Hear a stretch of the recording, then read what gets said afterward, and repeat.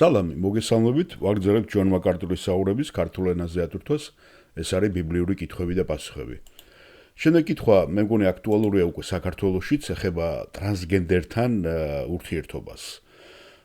უკვე როცა შენს ცხოვრებაში ჩდებიან ადამიანები, განსაკუთრებით სამსახურში, სადაც მკაცრი კანონებია მიმართვის, წესების, დაბნეული ხარ როგორ მოიქცე და პიროვნებასაც აინტერესებს თუ როგორ მიმართოს პიროვნებას, როდესაც მთელი ცხოვრება იცნობდა როგორც კაცს და უცებ მერე ქალად მოგვევლინა. ზუსტად ანალოგიური ჩემმა თანამშრომლობაც მითხრა, რომელიც წინა სამსახურში სადაც ის მუშაობდა, ზუსტად ესე მოხდა. და მას არ ქონდა ახლა ქრისტიანული სინდისის რაღაც წუხილი, მაგრამ მან დააფიქსირა ეს პრობლემა და იცით თუ რა დაემართა კესარი აბრამიძეს, კიდევ ერთი ახალგაზრდა იყო, მე მგონი გერმანიაში თუ იმაში პოლონეთში თავი მოიკლა და იცით რა ხდება, ხო ამ ადამიანებში როგორი ტრაგიკულები არიან და ზუსტად ეს აინტერესებს კითხვის დამსვლელს და ჯონ მაკარტურის მე მგონი ძალიან საუკეთესოდ პასუხობს, რომ როგორ ვიმოქმედოთ ჩვენ ესეთ უხერხულ სიტუაციებში. მოდით მოусმინოთ ახლა ამას, ქალები ქვია, ქალები იაფუნიზე გასვოთ ბიბლიიდან. იესონავეს ზესთან ერთად იმ 12 მზვერავში იყო, რომელიც მოსემ გაუშვა და მან რწმენა შეინარჩუნა ორმა და ორი დარჩენილ ცოცხლები, დანარჩენი თაობა გადავიდა 20 წელზე მეტი, იცით, უდაბნოში გაწყდა.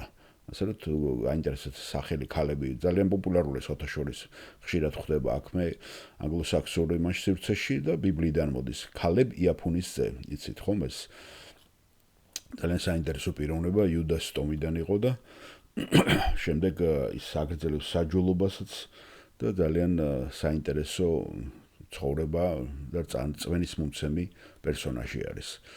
მოდით მოусმინოთ ახლა როგორ მიუდგეთ ტრანსგენდერს სამსახურში, რომელსაც კაცის სახელით ვიცნობდა, ახლა კი ქალია ის. გამარჯობათ, მე ქალები ვარ, გრეიში თქვენ ეკლესიაში დაახლოებით 2008 წლის ბოლოდან დავდივარ, ჩემი კითხვა ასეთი არის.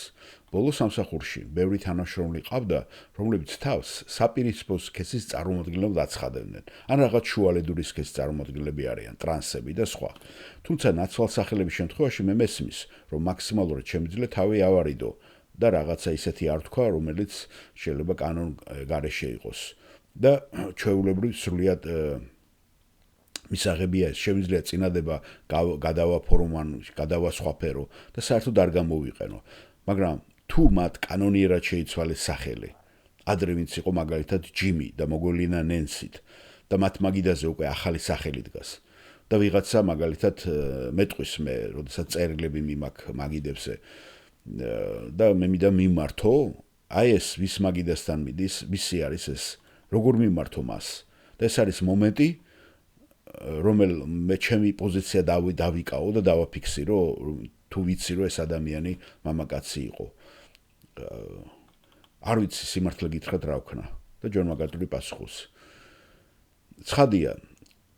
ცხადია, თქვენ იცით სიმართლე, რომ ეს არის ან კაცი, ან ქალი.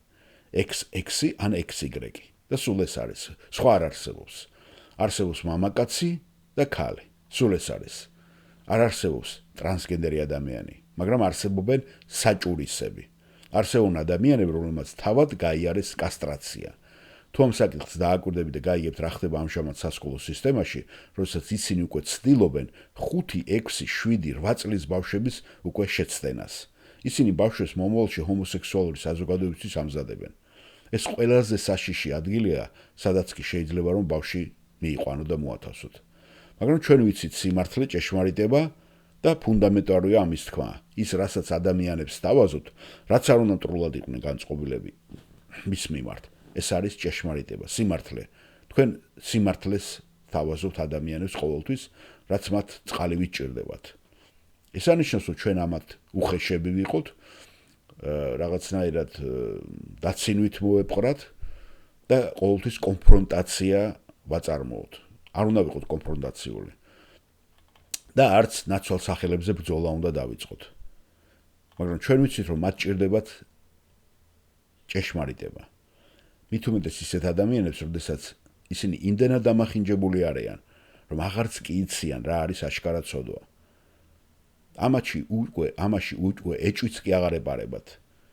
შეგიძლიათ ახლა კაბა ჩააცვათ ღორს და თქვათ რომ ეს ახალგაზრდა ქალია. ვერ გადაიქცევა ეს ახალგაზრდა ქალბატონად.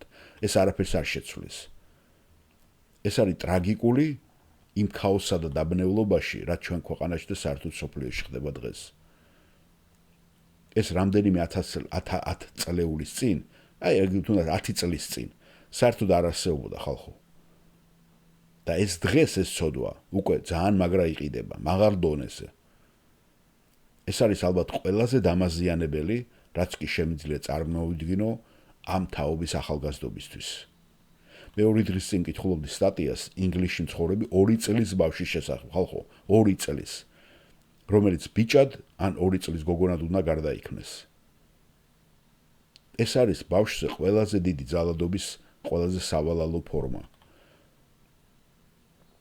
ეს სიბეცე, რა თქმა უნდა, ჩვენს მიერ უნდა იყოს აღშფოთებით დანახული, წარმოჩენილი, როგორც ის არის არსში, შეულამაზებლად, მაგრამ ამავე დროულად მე პირადად თანაუგრძნობ იმ ადამიანებს და სტატისტიკა არსებობს ამისი, რომ ჩვენ კულტურაში ამ კატეგორიის ადამიანებზე ძალიან დიდი პრობლემები არის.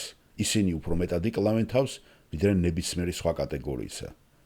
იმიტომ რომ ისინი ძალიან ტრაგიკულები არიან და უმეტესობა მათ თვითმკვლელობით ასრულებენ თავიანთ სიცოცხლეს.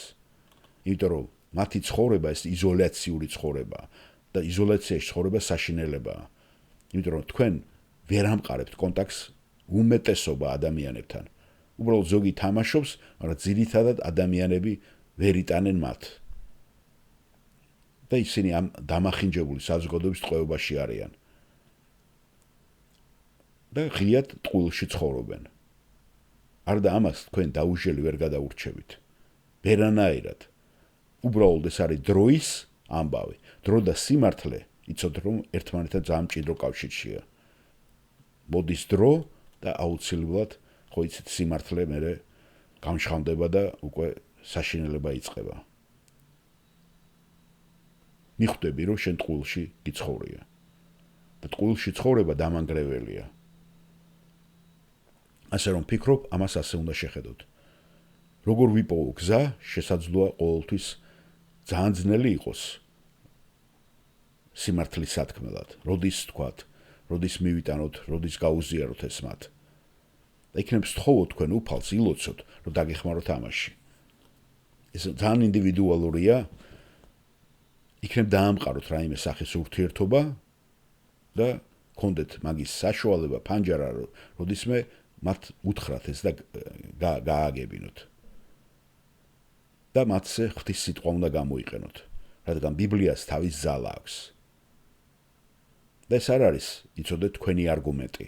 თქვენ არ უნდა იყოთ ავტორიტეტად. და ეს არ არის საჭირო ვინმეს უთხრა, მისმინე იცი, შენ ან კაცი ხარ, ან ქალი ხარ. იმიტომ რომ ისინი გეტყვიან, ეს შენი აზრია.